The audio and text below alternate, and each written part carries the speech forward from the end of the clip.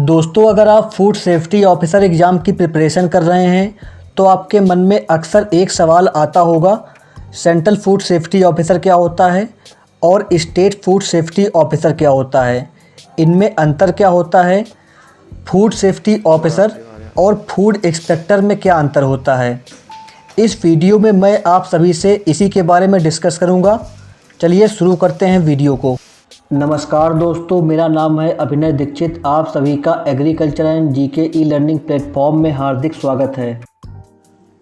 दोस्तों, सबसे पहले हम बात करेंगे फूड सेफ्टी ऑफिसर और फूड इंस्पेक्टर में क्या अंतर होता है इसके बारे में।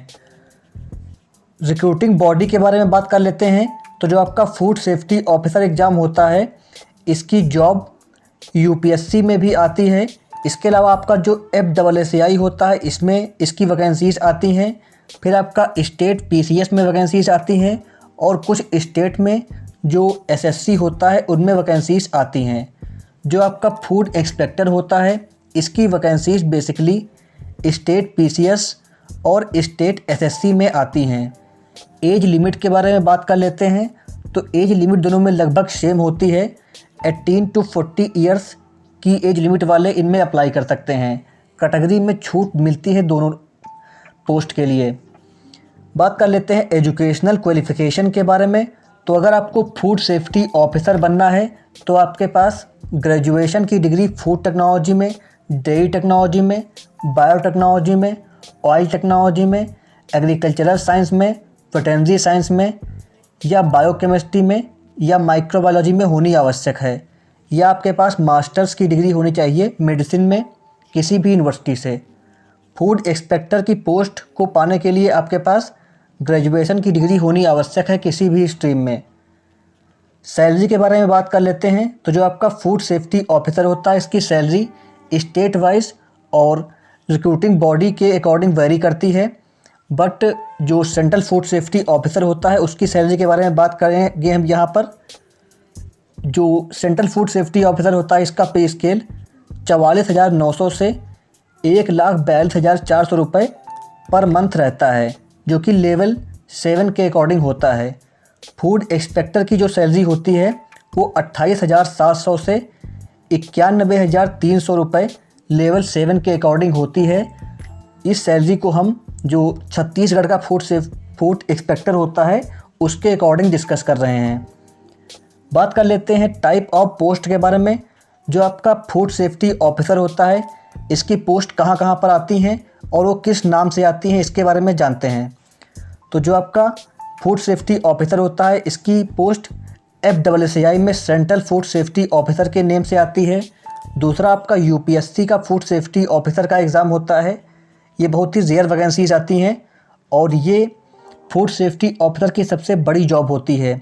UPSC में आने वाली वैकेंसीज बहुत ही रेयर आती हैं और बहुत ही कम वैकेंसीज आती हैं। ये IAS लेवल की जॉब होती है। और फिर आपका आता है designated officer food safety officer, जो कि स्टेट PCS से आती है। जो आपका Uttar Pradesh public service commission है और जो अदर स्टेट के PCS होते हैं उनमें वैकेंसीज आती हैं। फिर आपका आता है सेंट्रल डेसिग्नेटेड ऑफिसर, जिसको आपका जो CEO होता है FSSAI का, वो अपॉइंट करता है। ये वैकेंसीज FSSAI से आती हैं। तो फूड सेफ्टी ऑफिसर की वैकेंसीज इन नेम से आ सकती हैं और आती हैं। बात कर लेते हैं फूड इंस्पेक्टर के बारे में।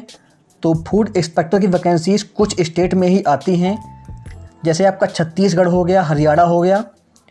इन स्टेट में vacancies food supply inspector, food supply officer या आपका फूड इंस्पेक्टर के नेम से आ सकती हैं।